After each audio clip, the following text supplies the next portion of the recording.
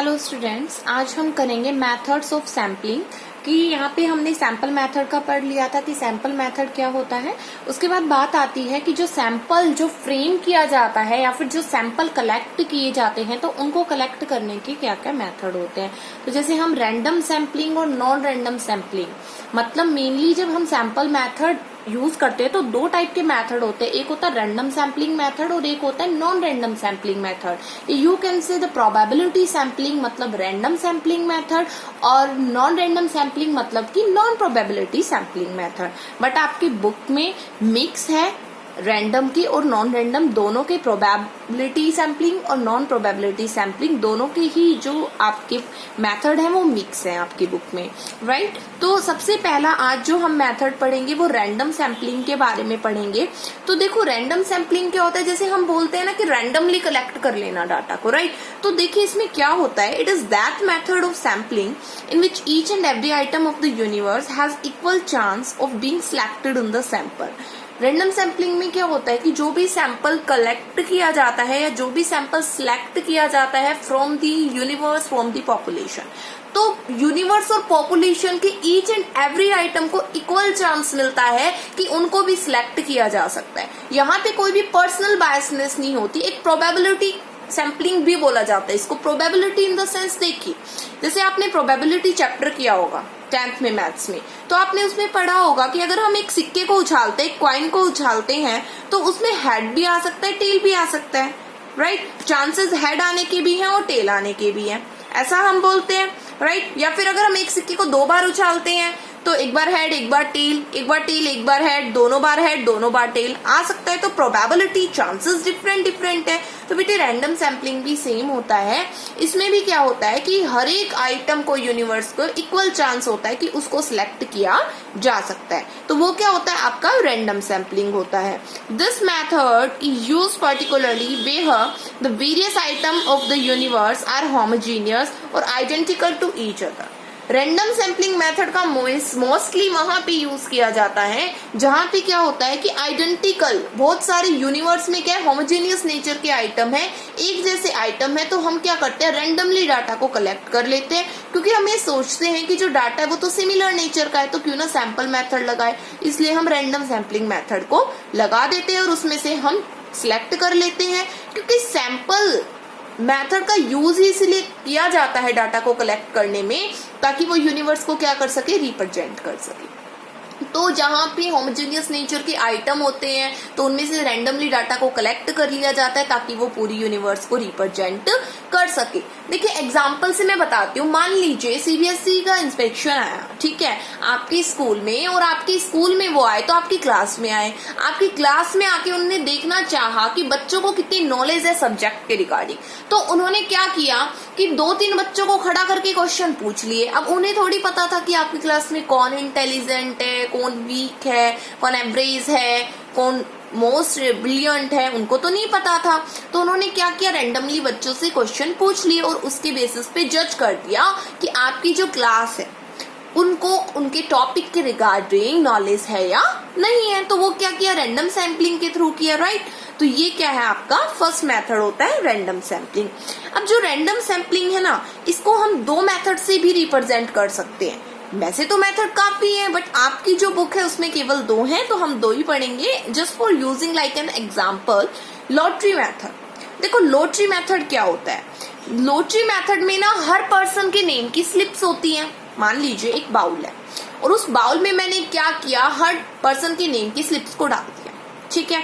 अब मैंने उनको शफल कर दिया, मिक्स कर दिया। अब मैंने क्या किया, उस बॉक्स में जितनी स्लिप्स है उनमें से मैं एक स्लिप को उठाऊंगी और वो जिस भी स्लिप का नाम आएगा, जिस भी पर्सन का नाम आएगा उस स्लिप पे, उससे रिगार्डिंग मुझे इन्फॉर्मेशन लेनी होगी। तो इसमें तो रैंडमली हुआ ना, मैंने तो नहीं उसके नेम को माना कि सेलेक्ट किया, बट मुझे क्या पता था उस स्लिप में किस पर्सन का नेम था, राइट। तो वो होता है लॉटरी मेथड। जैसे देखो आपकी फेयरवेल पार्टी होती है, तो फेयरवेल पार्टी में क्या होता है कि हम कुछ गेम्स खेलते हैं ना, तो गेम्स खेलते हैं तो हम क्या करते हैं कि लॉटरी मेथड टाइप लाइक हम क्या करते हैं, चिट्स में नेम लिख देते हैं सभी स्टूडेंट्स के, है ना, और सभी बच्चों को तो बुलाना ही होता है हमें, ठीक है, सभी को गेम खिलवानी होती है।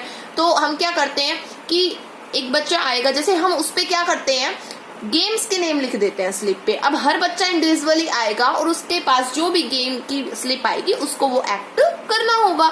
तो वो क्या है, रैंडमली सैम्पलिंग हुआ ना वहां पे भी, कि भाई उसके कोई भी एक्ट आ सकता है, ठीक है, वो उसके डेस्टिनी पे डिपेंड करता है कि क्या एक्ट आता है। तो वही लॉटरी मेथड में होता है।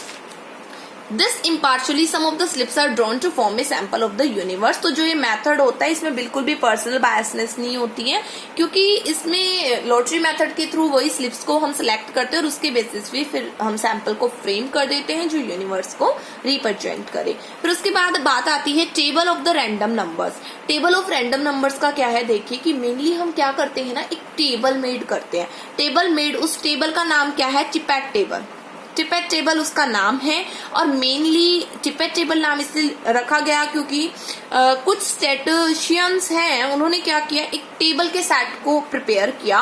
और उस टेबल के सेट को उन्होंने इसलिए प्रिपेयर किया कि हम उस टेबल के सेट का यूज करेंगे सैंपल को फ्रेम करने में, ताकि हम इजीली सैंपल को क्या कर सके, फ्रेम कर सके। और जब वो टिपेट टेबल को फ्रेम कर रहे थे तो उस टाइम पे उन्होंने 41,600 फिगर्स का उस टेबल में यूज किया और मेनली 10,400 नंबर्स का यूज किया और फिगर थी 41,600 फिगर्स, राइट, उस टेबल को मेक करने में। तो कुछ नहीं होता उस टेबल का यूज, जैसे आप देखते हो लॉगरिथम टेबल होती है ना, ऐसे ही ये होता है। इसमें क्या होता है कि फर्स्टली तो हम डाटा को अरेंज करते हैं एक ऑर्डर में, उसके बाद क्या करते हैं हम रैंडमली ना, जैसे मान लीजिए आपकी क्लास में 200 स्टूडेंट है और उन 200 स्टूडेंट में से मुझे क्या करना है, टेस्ट के स्कोर को जानना है। टेस्ट के स्कोर को जानना है कि बच्चों ने कितने मार्क्स गेट किए, ठीक है। तो उसके लिए मुझे क्या करना पड़ेगा, मैंने टिपेट टेबल का यूज किया। तो मैंने क्या किया, वो टेबल मेरे पास गिवन थी तो उसमें रोज एंड कॉलम में गिवन होती है, मैंने कुछ आइटम सेलेक्ट कर लिए रो वाइज और कॉलम वाइज, ठीक है। उसके बाद मैंने क्या कर दिया, वो आइटम सेलेक्ट करके मैंने उनको ऑर्डर में रिप्लेस कर दिया। तो फिर क्या हुआ, मेरा सैंपल फ्रेम तैयार हो गया, ठीक है। तो ये होता है कि टेबल का कैसे यूज किया जाता है। फिर बात आती है मेरिट्स। देखिए इसकी मेरिट्स क्या है, free from the personal biasness, बिल्कुल इसमें कोई भी पर्सनल बायसनेस तो होती ही नहीं है, क्योंकि इन्वेस्टिगेटर जो है वो डाटा को रैंडमली कलेक्ट करता है, उसको नहीं पता है कि कौन पर्सन कैसा है, किससे उसको ज्यादा इन्फॉर्मेशन मिलेगी, किससे उसको कम मिलेगी। तो वो क्या करता है, रैंडमली डाटा को कलेक्ट करता है, तो इसमें पर्सनल बायसनेस बिल्कुल भी नहीं होती है। फिर है each and every item get the equal chance, बिल्कुल हर आइटम को इक्वल चांस मिलता है, कोई भी आइटम कैसे भी सिलेक्ट किया जा सकता है। जैसे मैंने बताया सीबीएसई का इंस्पेक्शन हुआ तो वो किसी को भी खड़ा कर सकते थे, वीक स्टूडेंट को भी खड़ा कर सकते थे और उसके बेसिस पे भी जज कर सकते हैं। उनको क्या पता कौन वीक है कौन इंटेलिजेंट है, उसके बेस पे जज कर सकते थे कि इस क्लास को तो बिल्कुल नॉलेज नहीं है, बल्कि वो क्या था, फिर आपके अकॉर्डिंग तो वो सबसे वीक बच्चा था, है ना, उसकी जो आप कह सकते हो कैचिंग पावर थी वो वीक थी, तो वो इतना जल्दी कैच नहीं कर पाता था, ठीक है। तो उसको खड़ा कर लिया, उसके बेसिस पे जज कर लिया कि इस क्लास के बच्चों को तो टॉपिक की नॉलेज नहीं है, कॉन्सेप्ट क्लियर नहीं है, तो वो तो गलत हो गया। तो इसमें यही है कि each and every item get the equal chance, her item को इक्वल चांस मिलता है, right. Fairlie represented by the sample, बिल्कुल सैंपल के थ्रू फेयरली क्या किया जाता है, रिप्रेजेंट किया जाता है। Simple and straight forward method, बहुत ही इजी मेथड होता है, इसमें बिल्कुल भी कठिनाई नहीं होती है, इजीली हम इस मेथड का यूज कर सकते हैं डाटा को कलेक्ट करने में। डिमेरिट्स क्या होती हैं, this method doesn't guarantee the proportionate representation of different item in the universe. ये जो मेथड है ना, ये गारंटी नहीं लेता कि जो भी सैंपल फ्रेम किया है वो पूरी यूनिवर्स को रिप्रेजेंट कर देगा, क्योंकि जैसे कि मैंने बताया सीबीएसई इंस्पेक्शन हुआ और वीक स्टूडेंट को खड़ा कर दिया, उससे कुछ क्वेश्चन पूछे वो नहीं बता पाया, तो उसके बेसिस पे जज कर रहे हो आप किसको, पूरी क्लास के बच्चों को, तो वो तो गलत है ना। तो गारंटी नहीं ली जा सकती कि भाई जो यूनिवर्स को रिप्रेजेंट करेगा वो एक्यूरेट करेगा। Doesn't give the weightage to certain important item in the universe, इसमें कोई भी वेटेज नहीं दिया जाता इंपोर्टेंट आइटम्स को। लेकिन अगर मैं बात करूं सेंसस मेथड की, तो सेंसस मेथड में तो मान लीजिए आपको किसी पर्सन से बहुत ज्यादा इन्फॉर्मेशन चाहिए, उसके बारे में आप और जानना चाहते हो तो आप डायरेक्टली पूछ सकते हो, बट सैंपल मेथड में ऐसा नहीं होता है। आपको पता ही नहीं होता है कि इंपोर्टेंट आइटम्स कौन से हैं और इंपोर्टेंट आइटम कौन से नहीं है, ठीक है। आप तो रेंडमली डाटा को कलेक्ट करते हो, है ना, और हर पर्सन को इक्वल चांस मिलता है। तो उस केसेस पे क्या होता है कि आप वेटेज नहीं दे सकते हो किसको, इंपोर्टेंट आइटम्स को।